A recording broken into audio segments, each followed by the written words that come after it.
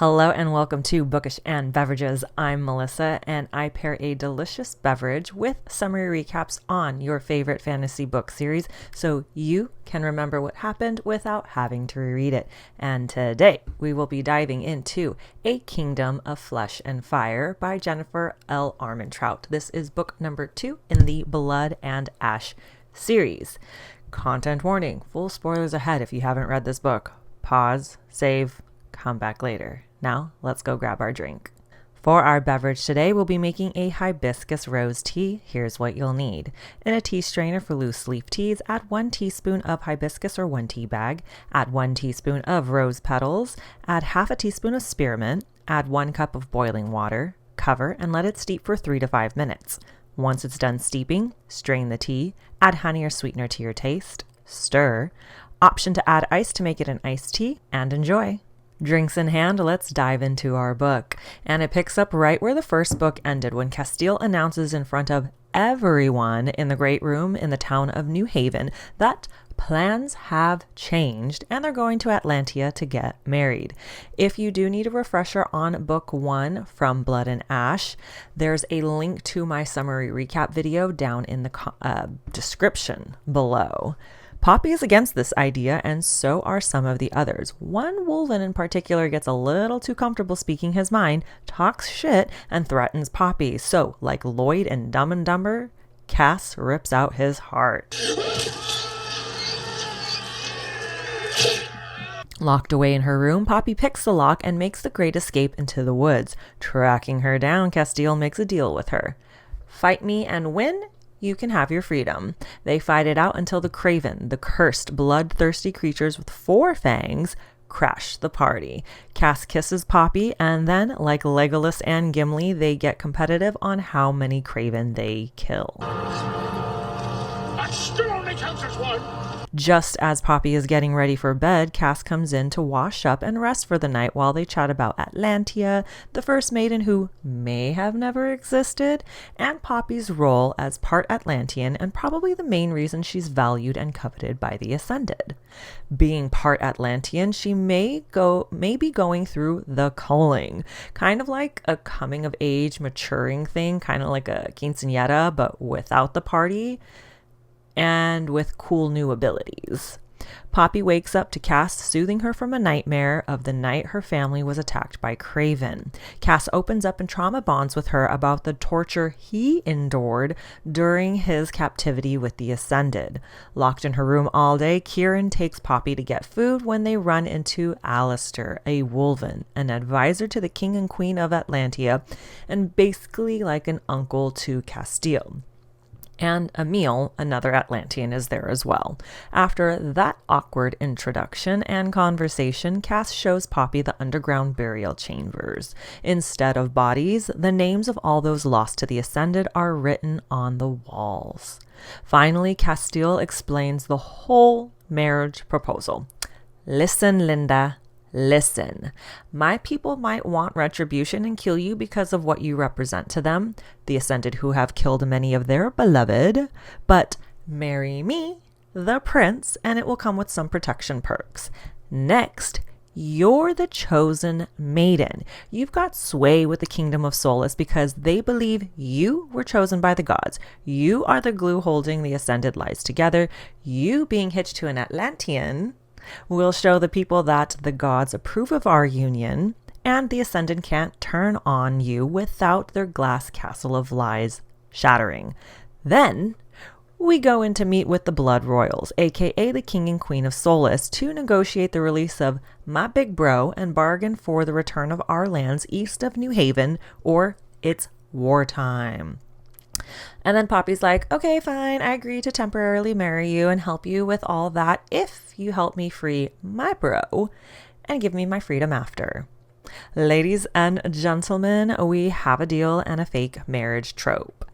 After announcing their official engagement, Alistair has a private chat and walks with Poppy to offer aid in escaping if she's being forced into this marriage, and ends up spilling a wee bit of tea on Castile's former love and fiancé, Shay, Alistair's daughter. Oops. Finding an old Atlantean record book, Kieran answers Poppy's 21 questions about different Atlantean bloodlines, and Cass finishes up the history lesson when word comes that visitors are coming. With no time to hit the road, Poppy and Cass hide in the woods and watch the scene unfold as the ascended Lord Chaney. Again, there's a pronunciation guide, not all the names, and somehow I still get them wrong. So just roll with it. I'm going with Lord Chaney. Why not? He interrogates the residents about the maiden's whereabouts. Before more blood is spilt, Cass steps in, revealing himself as the Dark One. And he's not giving Poppy back. Chaos unfolds as the Royal Knights attack and feed. Poppy sees the true nature of the Ascended and then joins in and offers herself up to save one of the kids. Waking up in the speeding carriage with Lord Chaney, he tells her, "Drop the innocent act. I know you know the truth. I know what you really are. And oh, can I take a little sip of your blood to help heal the wound on my chest? Pretty please." Squeeze me? Oh, no, you dick. She fights back, but he still takes a little sippy sip from her instead of the horny haze. She feels agonizing pain as he feeds on her. Cass comes to the rescue just in time. Awake and healed by Cass's blood, Poppy heads out to assist with the wounded and take away their pain. But along the way, they see a full-grown blood tree that grew out of nowhere overnight. Getting mixed reviews on her gift abilities, Cass and Alistair reassure Poppy. Look, they're afraid of what they don't understand, and we think you might be descended from the long-gone empath bloodline, the most feared and closest to the deities. Cass has a gift for Poppy, but first he pulls her into a pantry for a quick make-out sesh. The gift is in the dungeons, and it's none other than the scumbag Lord Chaney himself. Retribution is the name of the game as she stabs him in the heart. Woot woot. Jolting awake from another nightmare, Cass gives Poppy a hand to erase the fear and help her forget.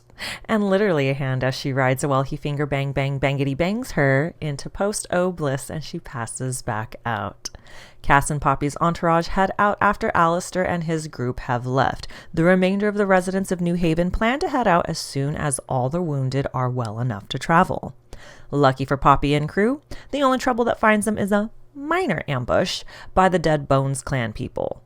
Alas, they reach the rebuilt secret Atlantean town that the Ascended had previously ravaged to the ground some 40 years ago. Spessa's End. Poppy wakes up tangled in Cass's arms, tries to sneak her way out when he wakes up, rolling her over, and clearly not himself. Looks like someone needs to feed, but he doesn't take her blood as he eats her cookie instead until she screams with ecstasy, causing Kieran to burst in. Sights set on attacking Kieran, Poppy uses her gift to ease Cass out of the bloodlust edge, and once he comes back to reality, he takes off without a word. WTF just happened.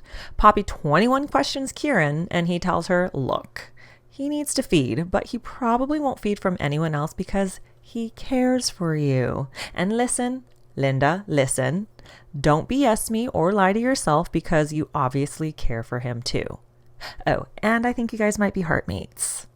Honestly, Kieran is one of my favorite characters in this series because I just love how stoic, straightforward, and blunt he is.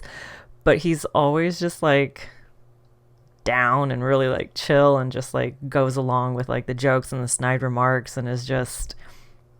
Yeah, and I love that, how loyal and fierce he is as well. So he's just my favorite. So I'm just curious, who's your favorite character and why? Just let me know in the comments below. On brand for Alistair, he says too much to Poppy, this time about the joining.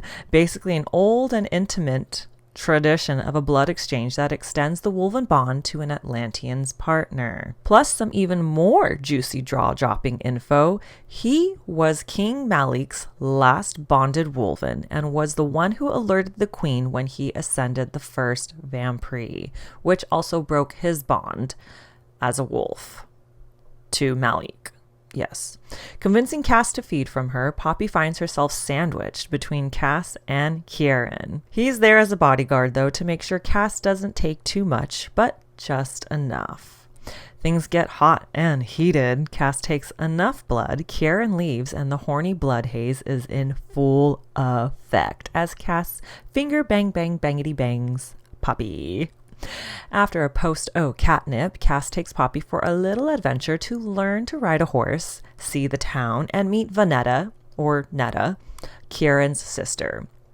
With a sudden crash and an injured Wolven, Beckett, Alistair's great-nephew, Poppy uses her pain relief gift, but something even crazier happens. She starts to glow like moonlight and heals Beckett's broken legs. Her gifts are continuing to evolve. Even her emotion reading radar is instantly collecting like 5G instead of her having to form a dial-up connection. Moving on, the adventure doesn't stop here. Cass takes Poppy to one of the secret tunnel caverns he talked to her about, and they enjoy a delicious hot spring bang sesh, finally admitting that they want each other for real and no more BS pretending.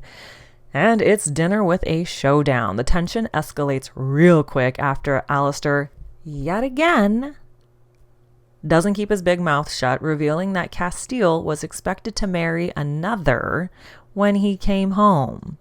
Gianna, who also happens to be Alistair's great niece. At this point, Alistair is super sus and definitely stirring the pot. Poppy speaks up for herself in front of everyone, telling them, I know you all think I'm sus and don't like me, but I didn't choose the maiden life. It chose me. But I choose Castile, and I see the Ascended for what they truly are, which is ugly, and I can't change my past, so deal with it. Alone in her room, Poppy has a full-on meltdown. I mean, how could you not after all that shit went down? Waking up as Cass sneaks into bed, the verbal sparring showdown between Poppy and Cass continues until there's a knock at the door. The sky is on fire. Oh wait, no, it's an Ascended army on the way. Kieran and Alistair are sent back to Atlantia to round up reinforcements while defense preparations are made. Picking up where they left off, Cass finishes airing out his dirty laundry, specifically the truth about his late fiancée, Shay. During Operation Castile, Malik and Shay were separated, and she betrayed Malik for her life when she was caught by the Ascended, leading to his capture. Even worse for that cowardly traitor, Shay and Cass were caught again, and she tried to barter with the Ascended again. She'd hand over Cass for her to go free. Betrayal. Realizing what was going on, Cass snapped, killing Shay and the Ascended. He tried to find Malik after all this went down and eventually stumbled out of the tunnels to his freedom. Remember, he was kind of like he had been captured for 5 decades. No one else knows the truth except Kieran, not even Alistair. In turn, Poppy puts her heart on her sleeve, and they agree that from here on out, everything between them is real, and Cass proposes for real this time. Marriage. Marriage is what brings us together today. Love that movie. Jasper, the leader of the Wolven and Kieran's dad, officiates the Atlantean wedding ceremony, and out of nowhere, the sky darkens tonight. Not tonight, but nighttime, looks dark, which is a powerful blessing from the King of Gods, Nyktos, approving their union. Huzzah! Back in their bed chambers, Poppy and Cass seal their marriage bond by sharing blood and a bang bang bangity banging it out. Waking up hours later in the evening, the smaller Ascended army has rolled up, and Duchess Tierman, Poppy's previous Ascended guardian back in Macedonia, steps out of the carriage to discuss negotiations for Poppy's return. Unable to help herself, Poppy reveals that she's there and tells the Duchess, I know the truth now, you manipulative leeches. And all that protecting me you guys did was complete BS. The Duchess claps back with, well, your mom was Queen Aliana's daughter, making her your grandmother. And maybe the queen isn't really Ascended after all. Oh, and enjoy these gifts. Her awful gifts come flying to the rise, the severed heads of the last group traveling from New Haven. Attack! Chaos erupts and the fight begins. Team Atlantia is grossly outnumbered and the odds are definitely not in their favor. In a last-ditch effort, Poppy threatens to unalive herself, which buys them time as the reinforcements show up. Help is on the way, dear! The tides turn and Poppy makes it to the Duchess's carriage, stabbing her. Hasta la vista, baby! Cass meets Poppy in the carriage, going from bickering to bang, bang, bangity, banging. I could just imagine, like, some of the guards and Kieran just guarding the carriage, and they're just like, great.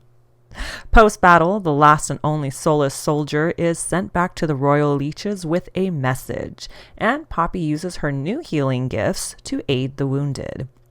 In the comfort of their rooms, Poppy and Cass chat about the bizarre phenomenon with the Wolven hearing Poppy's call for help. How bizarre. How bizarre.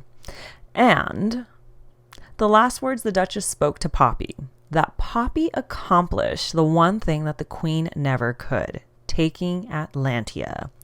What does that mean? Travel montage time back to Atlantia. Everyone splits up into groups of 3 to pass through the magical Misty Skodos mountains. Poppy nearly dream walks off a cliff edge until a mystery woman, possibly the goddess Aes, stops her and tells her, girl, go home, take what's yours, queen, and learn the truth. The mountain rumbles.